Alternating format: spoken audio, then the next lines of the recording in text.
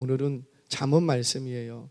잠언 말씀 전체를 다 보려고 하지는 않고 오늘은 24장 중에서 30절부터 34절, 이 30절부터 34절은 성경 전체에서 게으름에 관해서 집중적으로 말씀을 주시는 대목입니다. 게으름에 대해서.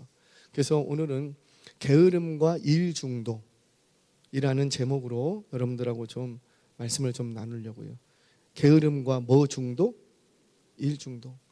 나는 좀 일 중독인 것 같다. 그냥 혼자만 한번 손들어 보세요. 제가 볼 때는 여러분들 중에 한 몇 분 계셔. 일 중독. 교회에서 내가 봉사를 안 하면 신앙생활 안 하는 것 같고, 내가 뭔가 일을 안 하면 오늘 교회 예배 안 드린 것 같고, 그러면 심각하게 자기에게 물어봐야지 돼요. 자, 오늘 말씀 듣도록 하겠습니다. 여러분, 저희 아버님은, 제가 종종 아버님 얘기를 합니다. 왜 그런 줄 아시죠? 절대로 그 아버지는 얘기한다고 다시 내려오지 않기 때문에, 절대로 내려오실 일이 없기 때문에 저희가 이제 소천하신 아버님 얘기를 좀 합니다. 저희 아버님은 이발사셨어요. 이발사. 저는 어렸을 때 아버님이 이발사셨는데 흰색 가운을 입고 다니셨어요. 그래서 의사인 줄 알았어요. 근데 의사가 아니라 이발사셨어요. 깍새라고 하죠. 아버님은 좋은 기술을 가지고 계셨어요. 참 실력이 좋으셨어요. 정말 실력이 좋으셨어요. 아버지에게는 한 가지 꿈이 있었습니다. 아버님은 욕심이 없으셨어요. 어르신이 욕심이 없으셔서 뭐 남한테 해코지 하는 법도 몰랐고 굉장히 정직했어요. 절대 남의 거를 뭐 이렇게 뺏으려고도 하지 않았고 내가 더 가져가려고도 하지 않았고 원래 성품 자체가 그러셨어요. 그러니까 아버님의 꿈이 뭐냐면 아버님이 오토바이를 좀 타셨습니다. 자동차는 없었기 때문에 오토바이를 타고 출퇴근하셨어요. 오토바이에 어머니를 뒤에 탁 태우고 그리고 이제 이발소로 가서 일을 하시고 퇴근 시간 되면 또 태우고 오세요. 그러면은 종종 뭐라고 하시냐면 내가 언젠가는 이 오토바이를 끌고 전국 일주를 할 거다. 전국 일주를. 그러면 저는 속으로 그렇죠. 우리 집은 어떻게 하고? 왜냐하면 그때는 아버님이 일을 나가야 돈이 들어왔던 시대거든요. 옛날에는 카드 같은 게 없었잖아요. 무조건 현찰이었어요. 그래서 아버님이 나가야 오늘 몇 명을 깎았느냐에 따라서 수입이 딱 정해져요. 굉장히 정직하죠.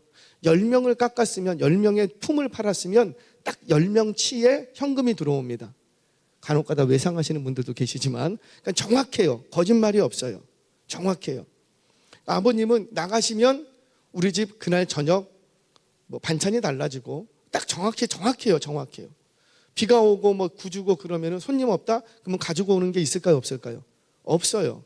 그날은 그냥 없는 거예요. 근데 어떤 날은 많이 벌어오셔요. 그러니까 정확해요. 품판관만큼 소득을 따왔습니다. 근데 워낙 기술이 좋으셔서 손님들이 많았어요.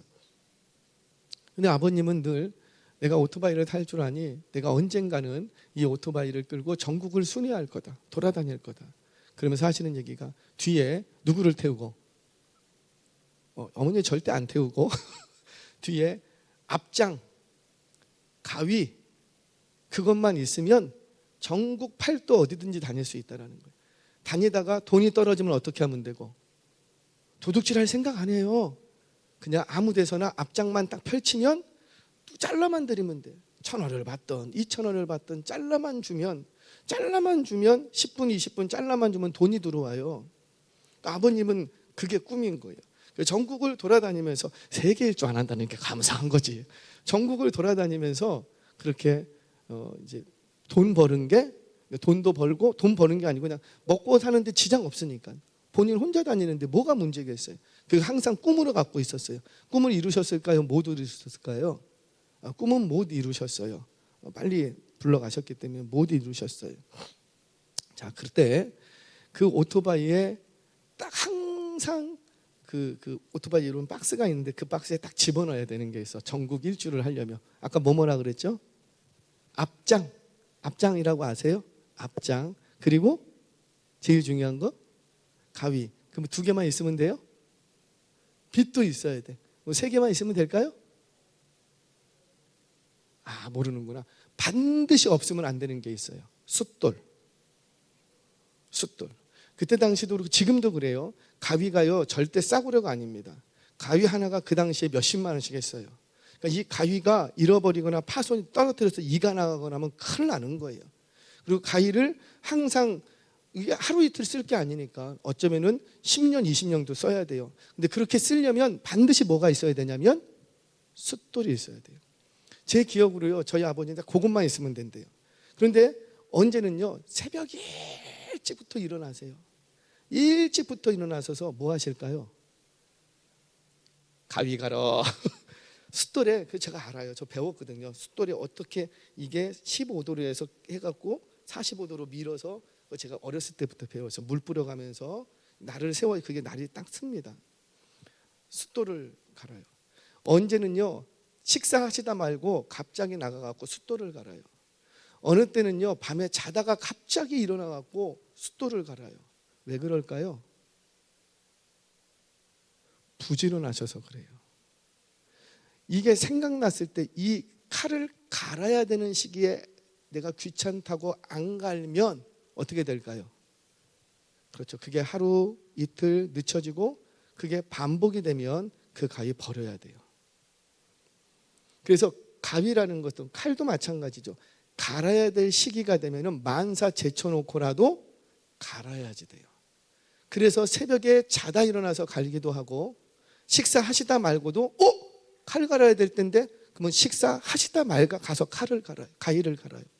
자다가도 벌떡 있는 칼 갈아야 돼. 가위 갈아야 돼. 내일 아침에 가세요. 너 안 돼. 지금 갈아야 돼. 자다 깨서라도 가위를 가십니다. 왜 그러냐? 숫돌은 가위에, 이거 위대한 말이거든요. 숫돌은 가위에 생명력을 불어넣습니다. 이해가 되세요? 이거는 이발사만 하는 굉장히 위대한 격언이에요. 숫돌이 가위에 생명력을 불어넣어요. 숫돌을 안 갈면 가위는 생명력이 없습니다. 아무리 비싸게 주고 산 가위도 갖다 버려야지 돼요. 버려야지 돼요.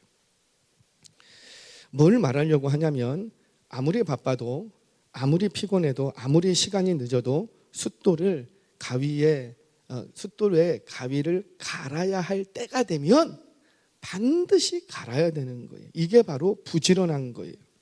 만약에 내가 피곤하다고 내일 갈아야지, 조금 있다가 갈아야지, 하루 이틀 미루다 보면 그 가위 다 망가집니다. 일단 한번 망가지면 다시 날 세우기가 쉽지가 않아요. 제대로 가위질이 안 돼요. 그러면 이발사로서의 생명은 끝나는 거예요. 여러분 혹시 이런 얘기 아십니까? 부지런한 이 부지런한 나무꾼은 나무를 많이 해오는 사람이 부지런한 게 아니라, 부지런한 나무꾼은 도끼를 가는 일을 절대 미루지 않는다, 이런 얘기가 있어요. 도끼를 갈아야 될 때가 있는데 가는 일을 절대 미루지 않는다. 나무를 많이 패오는 사람이 부지런한 게 아니라, 내가 지금 도끼에 나를 세워야 될 때 만사 제쳐놓고 그를 세우더라는 거죠. 간다라는 거예요. 그처럼 지금 내가 반드시 해야 되는 일을, 내가 피곤하다고, 별로 중요하게 안 보인다고, 이거 내일 하면 어떠냐고 그렇게 미루는 게 습관이 된다거나, 그렇게 미루는 게 나의 삶의 보편적인 행동 패턴이 된다면 죄송해요. 그건 게으른 거예요. 게으른 거예요. 그럼 게으르면 어떤 결과가 올까? 우리 33절, 34절 말씀 같이 한번 읽겠습니다. 시작. 내가 좀 더 자자, 좀 더 졸자, 손을 모으고 좀 더 누워 있자 하니 내 빈궁이 강도같이 오며 내 곰핍이 군사같이 이르는지라. 아멘. 그래요. 조금만 더 자자. 조금만 더 있다 하지. 좀만 있다 해. 좀만 있다. 뭐가 그래 급해. 조금만 있다 해. 조금만 있다 해. 그런 것이 나의 생활 태도가 되고 습관이 되고 반복되는 행동 패턴이 된다면 죄송해요. 그분은요, 빈궁이 갑자기 찾아온대요. 강도같이 찾아온대요. 여러분, 강도가 올 줄 대비하면 강도 맞겠습니까? 아무리 내가 대비를 해도 그 뚫고 오는 게 강도라고요. 그처럼 게으르면 빈궁이, 곰핍이 강도같이 갑자기 내가 틀어막으려고 해도 내가 막을 수 없다는 거예요. 갑자기 찾아온다는 거예요. 왜? 게으르기 때문이라는 거죠. 자, 이 게으름을 조금 이따 더 얘기를 하고, 여러분, 게으름과 일 중독 중 어떤 것이 더 위험할까요? 게으름과 일 중독. 사실 둘 다 위험해요. 굉장히 위험해요. 일 중독은 일단 중독이 됐다는 건 죄예요. 중독이 됐다는 건 뭐든지 간에 악으로 빠집니다. 악으로. 나는 열심히 살고 있습니다 라고 말하고 싶지만 그건 부지런한 게 아니라 중독되어 있는 거예요. 중독되어 있는. 이런 거죠. 알코올 중독. 보세요. 일단 중독이 딱 되면, 일단 뭐든지 중독이 되면 그때부터는 온통 머릿속에 뭐만 생각나고 그것만 생각이 나는 거예요. 그리고는 그거를 안 하면 불안해지고 초조해지고 다른 일은 막 생각도 나지 않고 일손이 잡히지 않고 정상적인 일상을 내가 할 수가 없어. 그러면 중독된 거라는 거죠. 중독이 되면 악으로 치닫습니다. 중독이 되면. 여러분, 제가 조금 좀 조심스럽긴 한데 여기 여러분들 잘 들으세요. 저는 여러분들은 잘 이해해서 제가 이해를 돕기 위해서 최대한 절제하면서 얘기는 할 거예요. 여러분, 일반 종교학에서요, 종교 중독이라는 게 있어요. 이거는 심리학에서 나오는 거예요. 목회 심리학을 공부해 보면 기독교 심리학, 상담학을 공부할 때 그 공부하는 중에 하나가 뭐냐면은 중독에 대해서 공부를 해요. 근데 그 중독 중에 하나가 뭐냐면은 종교 중독이라는 거예요. 종교 중독. 여러분, 기독교가 다른 종교들과 크게 차이나는 몇 가지가 있는데 그 중에 하나가 뭐냐면 자유라는 겁니다. 자유. 강박적이지 않다는 거죠. 억압적이지 않다는 거예요. 그런데 종교 중독이 되면 강압적인 종교 생활을 하게 됩니다. 억압적인 종교 생활. 근데 우리가 예수님 안에서 억압당하고 강압당합니까?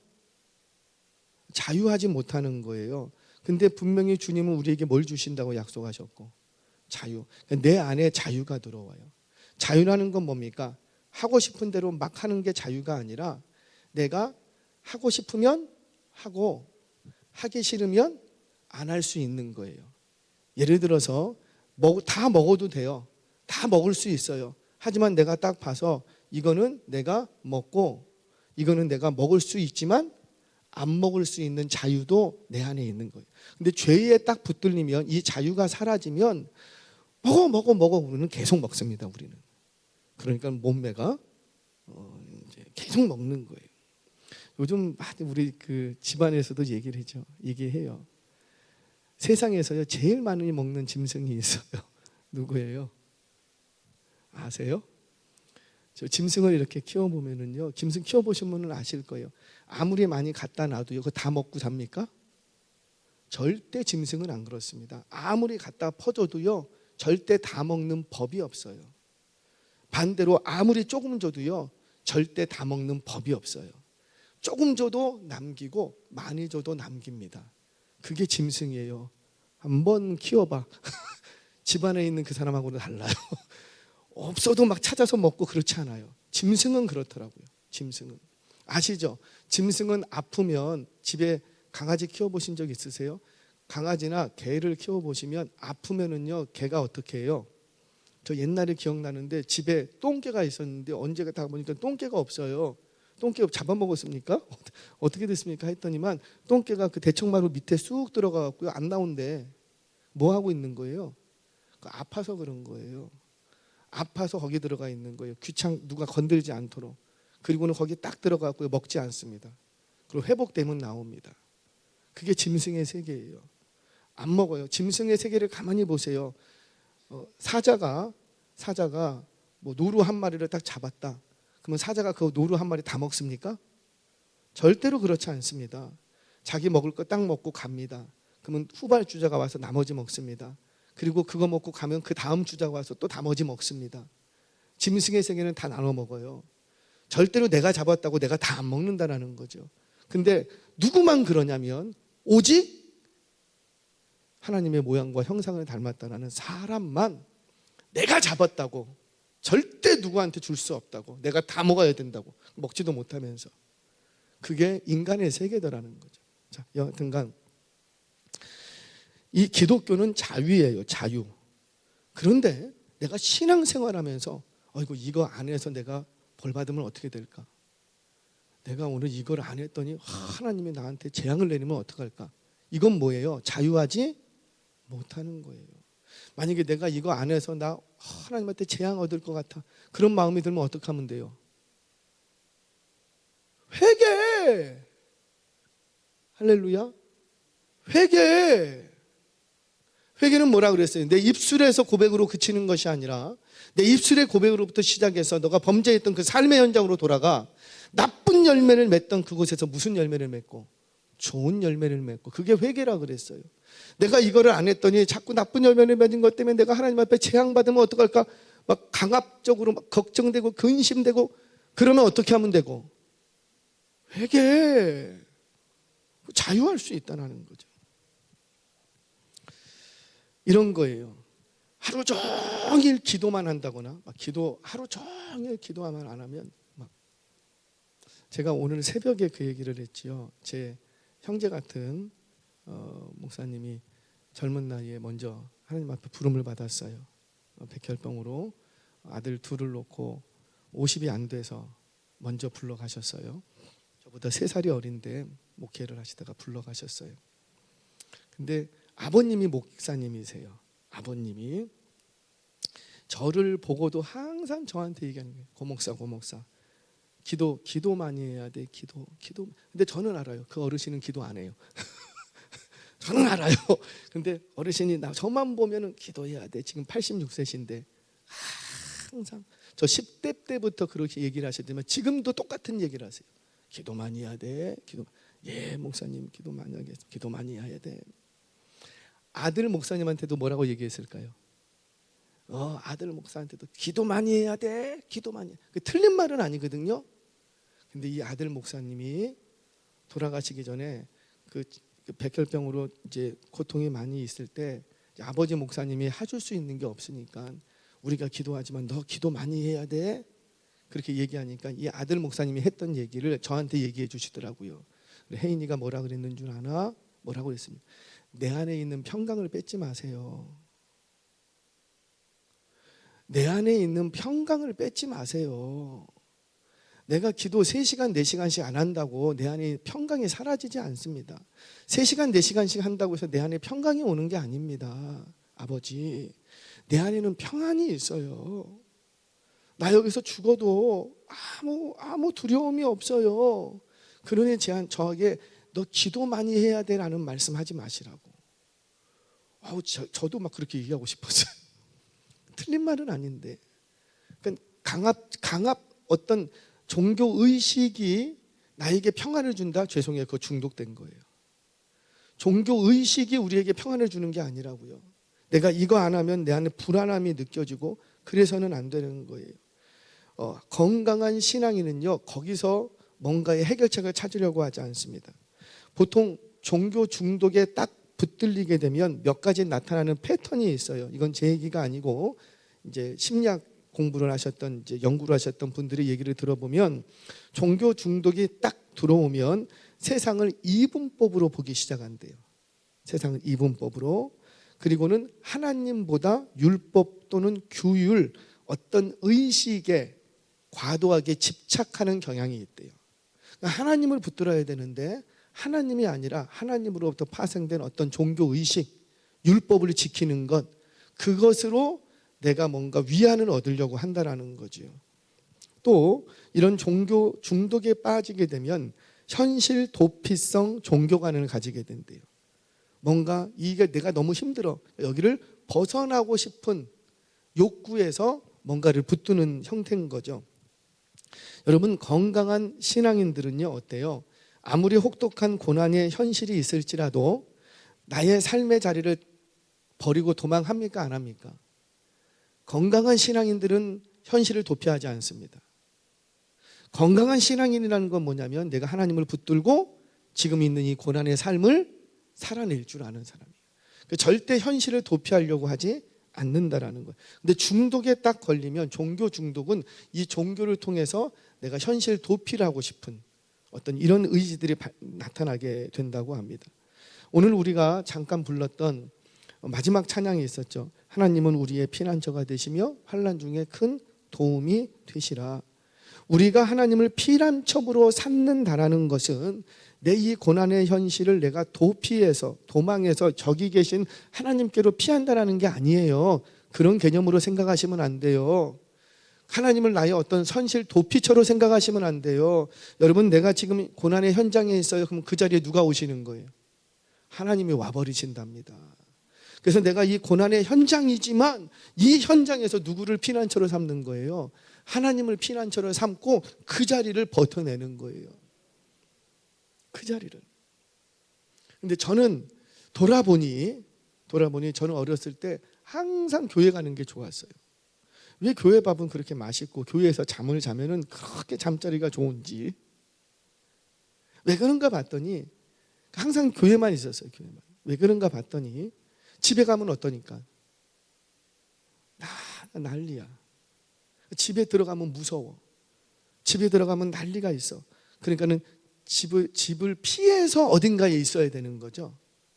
그러니까는 교회를 나의 도피처로 삼았던 거예요. 저는 그게 나쁘다고 보지는 않습니다.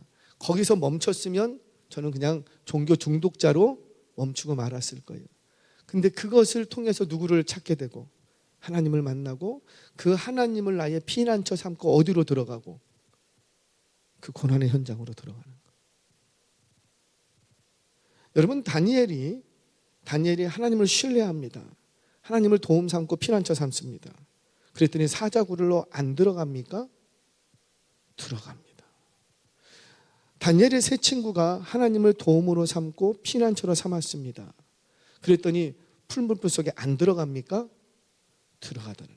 피난처 되시는 하나님을 믿고 그 속으로 들어가는 거예요. 그래서 건강한 크리스찬들은 아무리 삶의 현장이 고달프고 힘들어도 예수를 믿는 그 신앙으로 나의 삶을 살아냅니다. 도망하지 않는다라는 거죠. 이처럼 저와 여러분들 종교 중독에 빠지지 않기를 바랍니다. 여러분, 예수에 미치는 것과 종교에 미치는 것은 엄연히 다른 거예요. 저희들 다 예수에 미친 사람들 아니에요? 아니에요? 어떻게 예수에 안 미치고 여기서 지금 이렇게 앉아 계세요? 배도 안 고파요? 어떻게 여기 계셔? 어떻게 예수에 안 미치고 일평생을 주일이면 놀러도 가지 않고 꽃구경도 하지 않고 어떻게 예배의 자리에 있어요? 그러니까 세상 사람들 다 우리 보고 미쳤다고 하잖아요. 어떻게 그럴 수 있냐고요. 여러분, 사랑하기 때문에 그런 거예요. 내가 벌 받을까 봐서 그런 게 아니라 내가 주일날 여기 주일 예배 안 드리고 어디 가면은 확 벼락 맞아 죽을 것 같으니까 예배 드리러 오는 게 아니라 그 주님이 너무 사랑스러우니까 내가 있어야 될 자리가 어디고 예배의 자리라는 것을 나는 알기 때문에 그래서 우리 애가 여기 있는 거지. 제가 한번 말씀드렸죠. 군대에 갔습니다. 배기보충대 가갖고 이제 훈련 신병 교육을 받았어요. 근데 신병 교육 받으면 우리 다 남자분들은 아실 거예요. 첫날 딱 가면은요, 내 몸 안에 들어가면은요, 박스 하나를 줘요. 박스 하나를 줘요. 박스 하나를 주면 거기다가 사제 물품을 다 넣어요. 속옷부터 시작해서 하여튼 사회에서 가지고 온 것은 다 거기다 집어넣어서 박스 테이핑 해갖고 집으로 보냅니다. 그리고는 국가에서 지급해 주는 걸 다 받아야 돼요. 그럼 국가에서 어디까지 지급을 해주냐면 뭐 양말, 속옷은 이루 말할 것도 없고 칫솔, 치약 다 주고요. 그리고 내가 예수를 믿으면 성경책도 국방부 찍혀져 있는 걸 줘요. 그것도 포켓 성경으로 국방부 찍혀져 있어요. 그거 가지고 다니면 돼요. 그런데 이렇게 도열을 되는데 저쪽에서 한 형제가 안 됩니다. 이거는 못 줍니다. 뭐 난리가 난 거예요. 고대장은 내놔라. 너 영창 갈래? 안 됩니다. 영창을 가면 같이 안 됩니다. 뭐 갖고 했다고 했더니 그 포켓, 옛날에는 포켓 성경이라는 게 있었어요. 그 군대 가면은 그 청년부에서 성경책을 선물해줘. 절대로 그러지 마세요. 싸움 납니다. 성경책을 선물해 줬어요. 그러면 그 성경책을 또 전달할 때는 누가 반드시 전달해야 되고, 그렇죠. 형제가 주면 안 돼. 항상 자매가 줘야 돼. 그러면 자매가 준 그 성경책을 딱 받아들고 그리고 군대로 가. 형제도 그렇게 받아왔나 봐. 그러니까 이거를 뺏길 수가 없어. 너 영창 간다. 영창 가면 갔지. 이 성경책은 내 생명입니다. 줄 수 없습니다. 국방부고 줄 테니까 그거 내놓으라고. 절대 안 준대. 그죠? 다 긴장을 하는 거예요. 내무반 안에. 이제 오늘 잠자기는 글렀다. 큰일 났다. 그때도 막 때리고 막 이런 게 많았으니까 큰일 났다. 이제 우린 다 저거 쟤 때문에 우리 다 죽었다. 긴장하고 있는데 중대장이가 지나가다가 하도 소대에서 시끄러우니까 왔어요. 와, 거긴 뭐야? 뭔데 그래? 한마디 딱 했어요. 그랬더니 지금 내용을 쫙 얘기를 했어. 그랬더니 이 중대장이 하는 얘기. 냅둬라. 저거 환자다, 환자. 누구한테 미친 거예요? 저 그때 알았어요. 아, 환자가 되면 편하구나. 환자가 되면 군생활이 편하구나. 그 친구는요, 주일날 교회 가는데 뭐 작업 있으면 부를까요, 안 부를까요? 안 불러요. 저거 환자라고. 건들지 말래. 저도 그다음부터 환자 행세. 환자가 되니까 편하구나. 누가 터치를 안 해. 주일날 어디 가는데. 아, 저 환자라니까요. 미쳤다니까요. 예수에. 건들지를 않아. 사고 칠까 봐. 야, 군생활 편하게 하는 방식이에요. 여러분, 예수에 미친 것과 종교 중독에 빠진 건 엄연히 다른 거예요. 저와 여러분들 건강한 신앙인들 되시기를 주의 이름으로 축원합니다. 자, 그렇다면 게으름이 뭘까? 조금만 더 얘기해 볼게요. 여러분, 게으른 학생이 있습니다. 게으른 학생도 학교 가요, 안 가요? 가요. 게으른 직장인이 있습니다. 걸을 때도 막. 그래도 직장 가요, 안 가요? 갑니다. 그러니까 학생 중에도 게으른 학생이 있고 부지런한 학생이 있고, 직장인 중에도 게으른 직장인이 있고 부지런한 직장인이 있어요. 여러분, 조금만 더 나갈게요. 성도 중에도 영적으로 게으른 성도가 있고 부지런한 성도가 있을까요, 없을까요? 있다라는 거죠. 여러분, 게으름은 뭐냐면 일을 안 하는 걸 게으름이라고 말하지 않습니다. 그건 안 하는 거예요, 일을. 게으른 건 뭐냐면 아까도 얘기했지만 해야 될 일을 해야 하는 것을 알면서도 미루는 거예요. 다음으로, 내일로 미루는 거예요. 그런 미루는 것이 습관적인 태도가 되거나 어떤 자신의 일상이 된 사람, 그거를 게으르다 이렇게 얘기해요. 이것은 단지 피곤해서 쉬었다가 내가 조금만 쉬었다가 일해야지 그런 문제가 아니라고요. 이거는 혹시 내가 게으른 사람인가 아닌가 한번 스스로 달아보시기 바랍니다. 몇 가지 점검표가 있더라고요. 첫 번째, 먼저 자주 일을 미룬다. 자주 다음에 해야 될 일이 있는데 저녁에 해야지, 내일 아침에 해야지, 점심 먹고 해야지. 자주 미룬다. 그것이 습관적이다. 이게 태도가 되면 그는 죄송해요, 게으른 거예요. 오늘 직장에서 너무 힘들게 일하고 왔어요. 집에 오니까 세수할 힘도 없어. 그래서 잠깐 눈 좀 붙이고 일어나서 일해야지 하는 것과는 완전히 다른 거라는 거죠. 그분은 합니다. 한숨 자고 일어나면 합니다. 이처럼 내가 보편적으로 한두 일이 아니라 보편적으로 어떤 일을 해야 할 것을 알면서도 그 해야 되는 일을 내가 차일피일 미루고 있다면 죄송해요, 그거 게으른다고 볼 수 있어요. 두 번째는 게으른 사람은요, 만사에 의욕이 없습니다. 열정이 없어요. 무기력해요. 일을 하지 않는 건 아닌데 자발적이지 못하고요, 적극적이지 못해요. 그러니 재미가 없어. 뭐 일을 안 하는 건 아닌데 하면서도 즐거움을 못 찾아. 다 귀찮은 거예요. 이건 게으를 수 있어요, 그 사람은. 또 대체적으로 게으른 사람은 자기 제어, 자기 관리가 잘 안 됩니다. 절제도 안 되고 제어도 안 되고 통제도 안 돼요. 이게 어느 일정 부분에만 국한된 것이라면 그거는 게으르다고 말할 수는 없어요. 예를 들자면 다른 일은 참 부지런히 열심히 하는데 운동만 하자 그러면은 내일 합시다. 모레 합시다. 우리 다이어트는 언제부터? 내일부터. 그런 부분에만 내가 자꾸 미룬다. 근데 그 국한된 한 가지 부분에 대해서만 미루고 있다면 그거는 게으르다고 말하지 않아요. 근데 전반적인 나의 삶의 패턴이 뭔가 결정을 해야 되는데도 결정을 하자고 미루고 분명히 지금 해야 되는 일인데 내일로, 내가 자고 일어나서 하지, 내일 하지, 자고 일어나서 해요? 그것도 안 해. 조금 이따 하지. 좀 더 자자, 좀 더 졸자, 좀 더 눕자. 그런 삶의 패턴을 가지고 있다면 보편적으로 나의 삶을 내가 내 스스로가 통제하지 못하고 있다면 게으른 사람일 수 있다라는 겁니다. 물론 하기 싫다는 감정이나 두려움 때문에 차일피일 미루는 일들은 별개의 것들이에요. 그런 일들 말고 보편적인 내가 삶의 행태가 삶의 라이프 스타일이 자꾸 미루고 하는 것이 나의 삶의 패턴이 되어 있다면 죄송하지만 그거는 게으를 수 있어요. 아까도 얘기했습니다. 게으르다고 해서 일을 안 하는 건 아니에요. 게으르다고 해서 출근 안 하는 거 아니에요.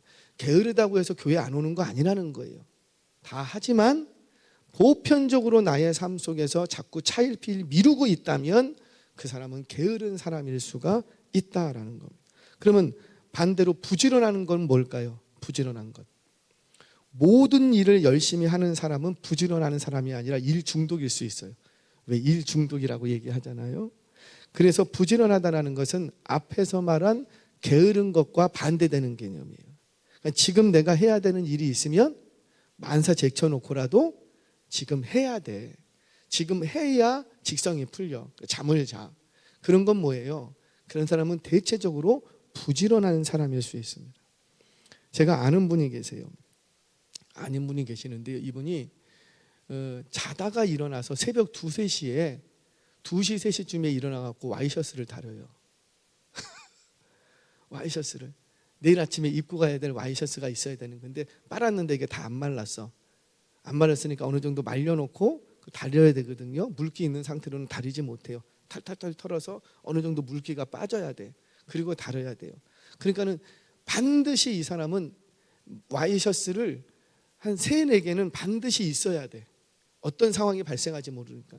그런데 내가 만약에 2장, 3장을 안 다려놨으면요, 이분은요 반드시 자다가 일어나서라도요 새벽 2, 3시경에 딱 일어나요. 아무리 피곤해도 딱 일어나서 다 다려놓고 다시 잡니다. 그게 삶의 패턴이에요. 스케줄이에요. 절대로 지금 해야 될 일들을 내일로 미루지 않는다는 거죠. 즉 부지런하다는 것은 이처럼 해야 할 일을 미루지 않는 사람이에요. 미루지 않는 사람.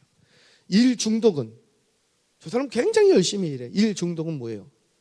이 일 저 일 다 하는 거예요. 안 해도 되는 일까지도 막 내가 하겠다고 막 달라들고.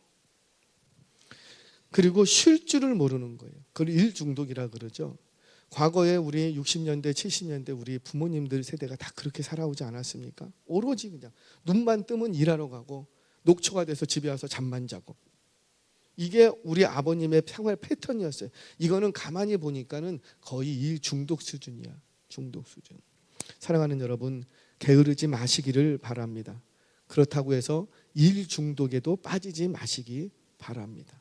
우리 주님은 주무시지도 못하고 먹지 못하고 자지 못하시면서 사역을 하셨어요. 그러면 우리 주님은 일 중독자였습니까? 아니에요. 왜 그렇게 하신 거예요? 지금 해야 될 일이 그 일이었기 때문에 그 일을 하신 거예요.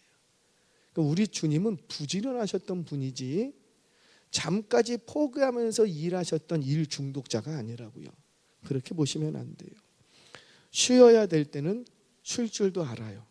왜? 지금 쉬는 것이 내 일이야. 저는 일 중독자일까요? 부지런한 사람일까요? 저희 그래요. 저 아시는 분이 너는 일 중독인 것 같다. 그런 얘기를 해요. 근데 저도 그런 얘기를 들으면 아 내가 일 중독인가? 라고 생각하는데 저는 오늘 말씀을 정리하면서 알았어요. 저는 일 중독자가 아니에요. 저는 게으른 쪽에 오히려 더 맞아요. 저는 일하기를 싫어하는 사람이거든요. 그냥 제일 혼자 있을 때가 제일 좋고 TV 보면서 이렇게 누워 있는 게 제일 좋아. 막 천국이 따로 없어. 그걸로 봐서 저는 게으른 쪽에 가까워요. 다만 오늘 해야 될 일은 제가 밤 12시에 와서라도 합니다. 반드시 합니다. 오늘 해야 될 일을 안 끝났으면 전 집에 가지 않습니다. 그럴 뿐이지 내일 해야 될 일까지 오늘 막 끌고 와서 막 하지 않아요. 오늘 제가 이 말씀에 비춰보니까 그렇다라는 거예요. 사랑하는 여러분, 쉬는 것도 일이에요. 그래서 저는 그걸 집어넣었어요. 쉬는 것도 뭐라? 일, 그러니까 나의 스케줄 중에 뭘 집어넣는 거예요? 쉬는 것도 집어넣어야 돼. 그러니까 이 타이밍에는 쉬는 거야. 그럼 무조건 어떻게 해야 되고, 부지런한 사람은 해야 될 일을 하는 거예요. 쉴 때는 쉴 줄도 알아야 된다는 거죠. 성경 한 구절 읽고 마치겠습니다. 잠언 6장 6절 8절 말씀 같이 한번 읽겠습니다. 시작. 게으른 자여 개미에게 가서 그가 하는 일을 보고 지혜를 얻으라. 개미는 두령도 없고 감독자도 없고 통치자도 없으되 먹을 것을 여름 동안에 예비하며 추수 때의 양식을 모으느니라. 그래요. 맞습니다. 개미는요, 누가 일을 시켜서 하는 게 아니에요. 개미는 지금 이 시기에 내가 해야 될 게 뭔지를 알아요. 그래서 그 일을 할 뿐인 거예요. 그렇게 지금 해야 될 일을 했을 뿐인데 그게 부지런한 거죠. 그렇게 부지런하게 살았더니 일을 많이 한 게 부지런한 게 아니라니까요. 지금 해야 될 일을 미루지 않고 했을 뿐인데 그렇게 하루하루를 살았더니 나중에 추수 때에 거둘 게 있더라. 미래가 있더라는 거죠. 우리 청년들 계세요. 우리 청년들에게 정말 부탁하고 싶어요. 저는 제가 인생을 20대로 돌아갈 수만 있다면 누가 이렇게 얘기 좀 해줬으면 좋겠어요. 저 그랬으면은 아마 지금보다도 훨씬 더 잘 됐을 거예요. 저는 그렇게 확신해요. 물론 지금도 못 됐다는 건 아니나, 왜? 우리 하나님은 합력하여 선을 이루시기 때문에 내가 어떤 길로 가든지 좋은 쪽으로 만들어 가세요. 여러분, 우리 청년 여러분, 부지런하시기 바랍니다. 청년의 시절에는 부지런하기가 어려워요. 왜냐하면 내일이 있기 때문에. 제가 내일 죽어야 된다. 그러니까 제가 나이가 많으면 저는 게으를 수 없어요. 인생 살 날이 얼마 안 남았기 때문에. 근데 청년의 시절에는 상대적으로 게으름에 빠지기 쉬운 시기라는 거죠. 왜? 살 날이 많다고 생각을 하니까. 맞아요. 여러분들은 분명히 살 날이 많을 거예요. 그런데 우리 약속하자고요. 여러분들 부지런한 인생들이 되시기를 바랍니다. 그러면 내가 부지런한가 안 부지런한가를 딱 달아보려면 앞으로 3년 후에 내가 나를 봤을 때 부끄럽지 않으면 부지런한 거예요. 다른 사람하고 비교하지 말고 앞으로 내 3년 후에 나 직장을 다닌다면 직장 후 3년 후 내가 어떤 모습일까? 내가 공부하는 학생이라면 3년 후 나는 어떤 모습일까? 그 3년 후에 내가 3년 전에 나를 봤을 때 부끄럽지 않으면 그 부지런하게 잘 산 거예요. 근데 3년 후에 나를 딱 봤는데 너 3년 동안 뭐 했냐? 지금이나 똑같네. 부끄러운 거예요. 인생 잘못 산 거라는 거죠. 여러분, 영적으로도 마찬가지입니다. 영적으로도 부지런한 성도가 되시기를 바랍니다. 그럼 뭐예요?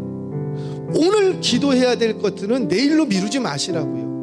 오늘 기도해야 되는 건 언제 기도하고, 오늘 지금 내가 회개해야 될 부분들은 언제 회개하고, 지금 웨일즈 지방에 부흥이 일어납니다. 부흥이 일어났는데 회개가 엄청 쏟아졌어요. 어떤 일들이 벌어지는가? 자기 주방에서 설거지를 하다가 아내들이 다 주저앉았어요. 그리고 펑펑 울면서 회개했다고요. 왜? 지금 회개해야 되니까 그 자리에서 울며 회개했어요. 교회로 오는 길목에, 교회로 오는 그 마차를 타고 오는 그 길에 길가마다 사람들이 엎어져 갖고요 펑펑 울면서 있었다고요. 교회를 가지를 못했어. 왜? 지금 뭐가 쏟아지니까, 회개의 영이 쏟아지니까 나 교회 가서 회개해야지, 그러지 않았다라는 거죠. 그 가는 길에 회개가 쏟아지면 그 자리에서 엎드려서 회개했대요. 그랬더니 부흥의 역사가 일어나더라는 거예요. 여러분, 원리는 같아요. 반복은 원리예요. 영적으로도 부지런한 성도가 미래가 있는 거예요. 그때가 되면 거둘 게 많은 거예요. 그럼 부지런한 건 뭐예요? 지금 기도해야 될 일이 있는데 기도를 안 해. 나중에 하겠대. 그래서 나중에 궁핍해지는 거예요. 영적으로 피폐해지는 거예요. 지금 기도해야 될 것들은 지금 기도하십시오. 청년의 시절은요, 누가 뭐래도 기도해야 되는 시기예요. 지금 기도를 해야 앞으로 3년 후, 5년 후, 10년 후 거둘 게 있는 거예요. 지금 기도로 심어야. 두 번째, 오늘 큐티해야 될 거 내일로 미루지 마세요. 청년들이요, 오늘 말씀 묵상해야 될 그 분량을 오늘 하세요. 오늘 안 하는 사람은 내일도 못합니다. 내일 못하는 사람은 책꽂이에 책만 쌓여갑니다. 오늘 읽어야 될 책이 있다면 한 페이지라도 넘기세요. 한 페이지라도 넘기세요. 한 페이지를 오늘 넘길 줄 모르는 사람은 내일도 책 안 봅니다. 그러면 죄송해요, 우리 청년들의 인생은 미래 없어요. 하나님은 어떻게 복을 우리에게 예비하고 주시는가? 부지런하래요. 기도할 일에 기도하고, 섬길 일에 섬기고, 전도할 일에 전도하고, 부지런해. 그때 주어진 상황을 오늘 해야 될 것을 내일로 미루지 않는다라는, 저와 여러분 우리 청년들 부지런한 인생 되셔서 미래에 거둘 게 많은 하나님이 예비하신 그 풍성한 복을 누려가는 저와 여러분 우리가 되시기를 주의 이름으로 축원합니다.